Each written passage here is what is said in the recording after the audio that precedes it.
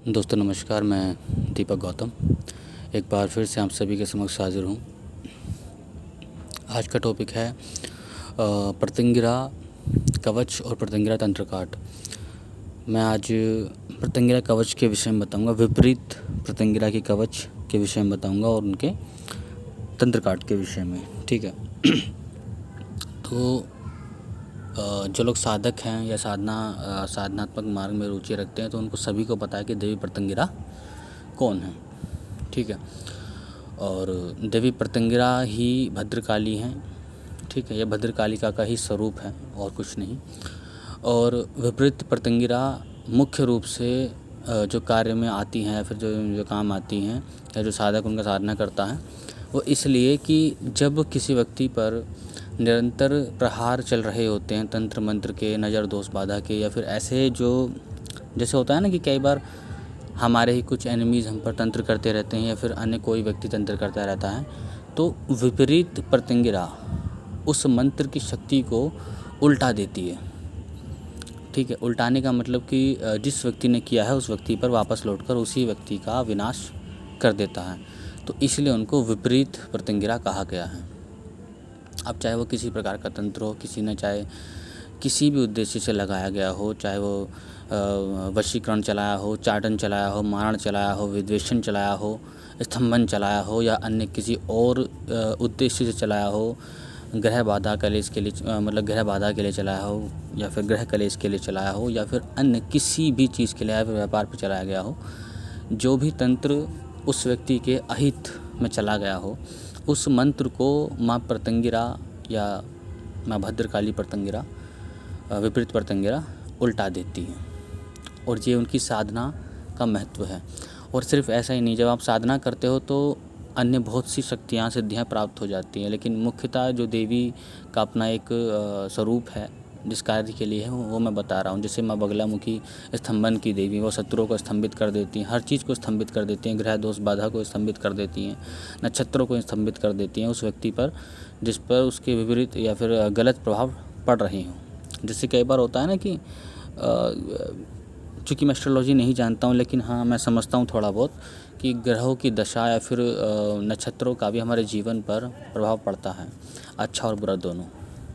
तो जैसे उनमें स्तंभित कर देते हैं, उसी प्रकार से माँ प्रतिंगिरा किसी भी तंत्र को, किसी भी नकारात्मक प्रभाव को उल्टा देती है और उसी व्यक्ति पर उल्टा देती है जो व्यक्ति कर रहा है।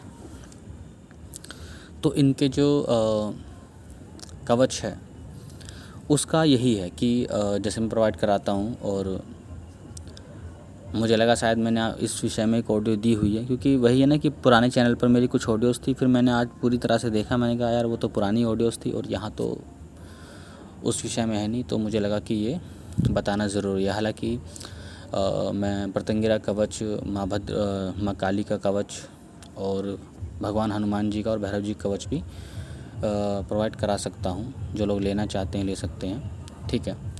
हाँ, उनके बारे में अलग से बताऊँगा, क्योंकि हर एक कवच का अपना अलग अलग महत्व है। तो प्रतिंगिरा कवच का यही महत्व है कि अगर आप इसको धारण करते हो, ठीक है, तो जो भी व्यक्ति आप पर तंत्र कर रहा है वो तंत्र दुगनी स्पीड से उस व्यक्ति पर वापस लौट जाता है।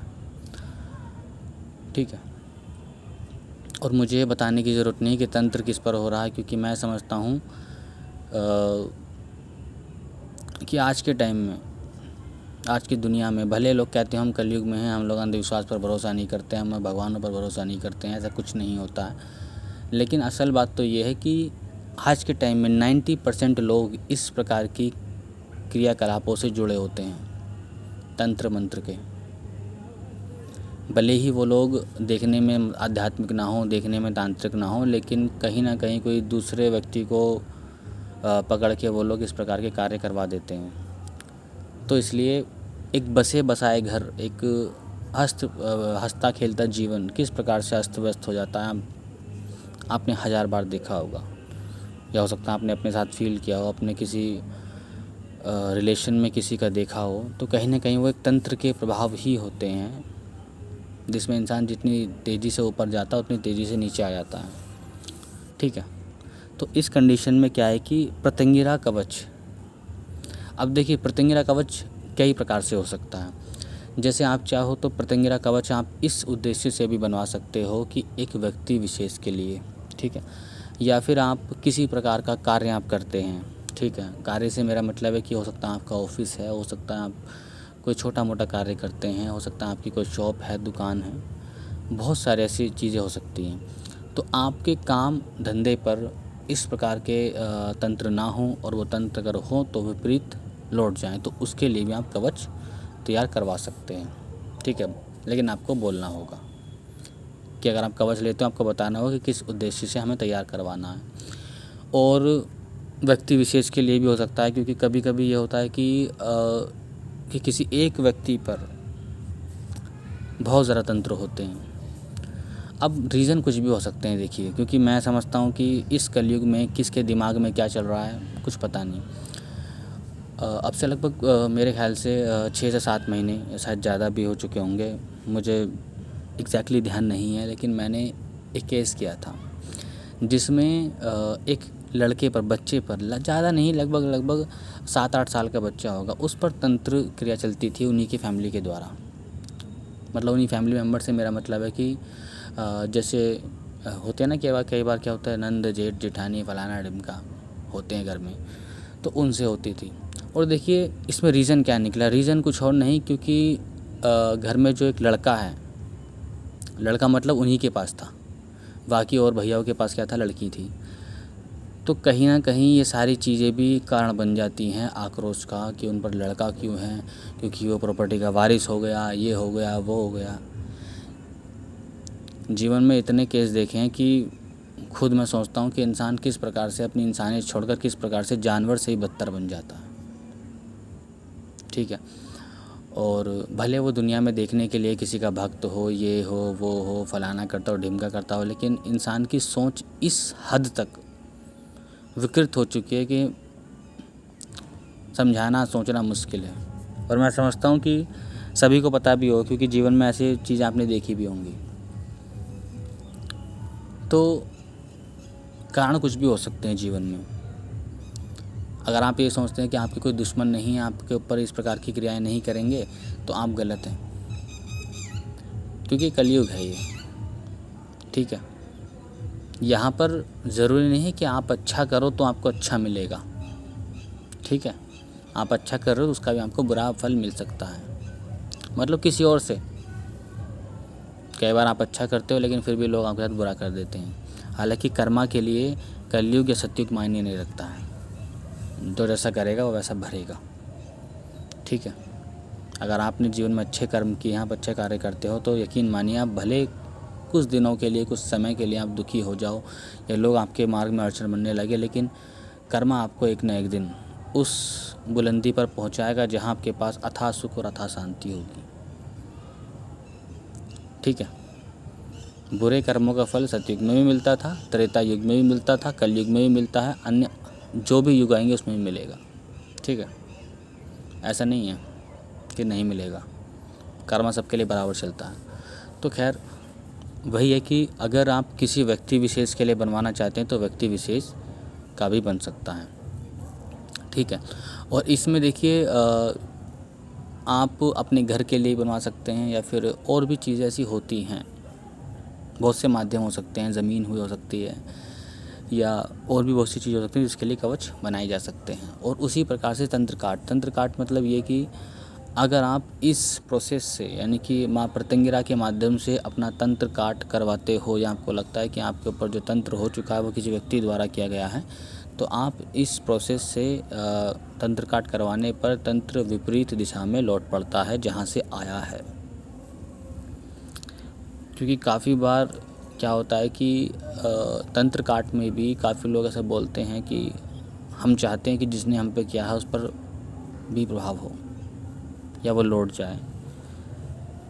हालांकि हर बार मैं यही कहता हूँ कि आप अपनी रक्षा से मतलब रखें, क्योंकि करने वाला आपको कभी छोड़ेगा नहीं, वो उसके अपने कर्मा है। लेकिन फिर भी कुछ लोग जो होते हैं कि इस प्रकार की मांग ही रखते हैं कि देखिए हमारा इलाज तो कर दीजिए, तंत्र काट दीजिए, बंधन हटा दीजिए, प्रेत हटा दीजिए, लेकिन जिसने भेजा है उसके ऊपर हो जाए। तो कहीं ना कहीं ये जो विधि है या ये जो क्रिया है या फिर ये जो सर्विस मैं प्रोवाइड कराता हूँ कि अगर आप इस प्रकार की चीज़ों से अपना तंत्र काट करवाते हैं, भूत प्रेत बाधा निकलवाते हैं, तो इसमें विपरीत वो जो शक्ति होती है लौट जाती है, जहाँ से भी आती है।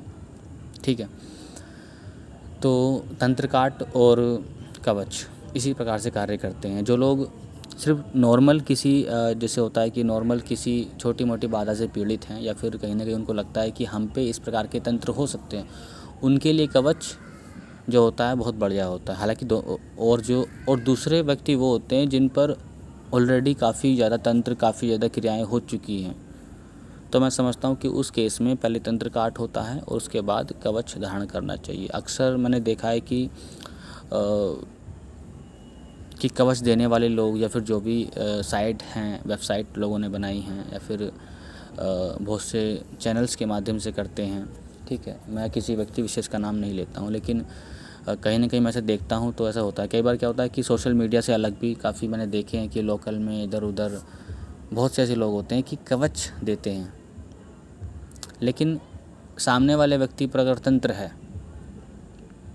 तब भी उनको कवच दे देते, बोल देते हैं कि तंत्र खत्म हो जाएगा, जबकि ऐसा कुछ नहीं होता है। कवच को समझो, कवच तभी लगाया जाता है जब सामने वाले के ऊपर तंत्र खत्म हो चुका हो, उसकी बॉडी क्लीन हो, तभी तो आप उसको शील्ड करोगे।